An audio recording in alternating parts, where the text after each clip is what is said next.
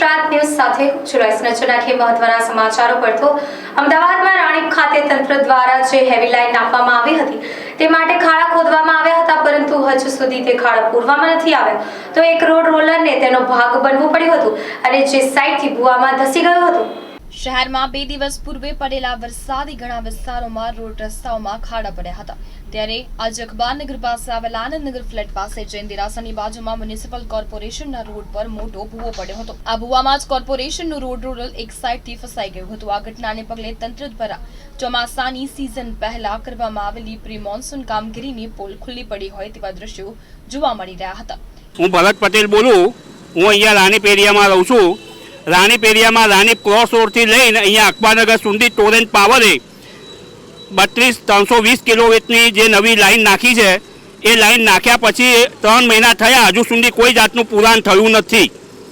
Corporation સરકારી કાયદો છે કે કોઈ પણ કંપની રોડ ઉપર ખોદકામ કરે, કેબલ લાઈન નાખે કે કંઈ પણ નાખે તો કામ પત્યા પછી 3 દિવસમાં આ રસ્તાનું રિફ્રેશર કરવાની જવાબદારી કંપનીની રહેશે, જે ટોરેન્ટ પાવરે નિભાવી નથી। તેના લીધે આ પાછળ રોલર એક ખાડામાં પડેલું છે, એ બધાને નજર દેખાય છે।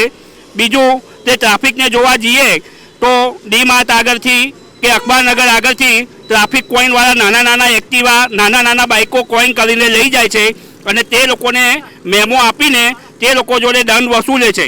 પણ આરટીઓ કચેરીની આગળ બેફામ રીતે ભરાતી ઇકો ગાડીઓ જે નોન ટેક્સી પાસિંગની છે, 7 પેસેન્જરની પરમિટની ગાડીની અંદર 14 પેસેન્જર બેસાડીને લઈ જાય છે અને અકસ્માતમાં ભોગ જે પેસેન્જરો બને છે એનું જવાબદાર કોણ? તો નિયમ કાયદા બધા માટે એક બનેલા છે। કાયદાનું પાલન પબ્લિકે પણ કરવું અને પોલીસે પણ એનો અમલ કરવો જરૂરી છે। કેમેરામેન અરુણ સેન સાથે શિવમ મેવાડા, NS ગુજરાત ન્યૂઝ।